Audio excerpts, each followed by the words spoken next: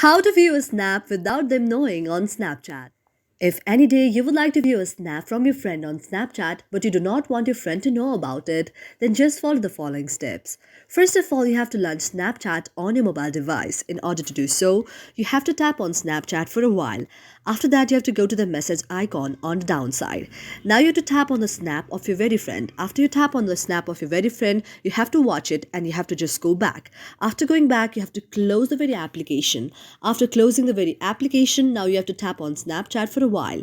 After tapping on Snapchat for a while, now you have to go to the option of uninstall. And after you tap on the option of uninstall, now you have to uninstall the very application and then you have to go to the Play Store again. And after going to the Play Store, now you have to re-download or reinstall the very application on your mobile device, and then you again need to log into your Snapchat, and this way your friend will not know about you viewing the very snap of your friend. Thank you for watching our video, and if you really like it, do not forget to subscribe our channel.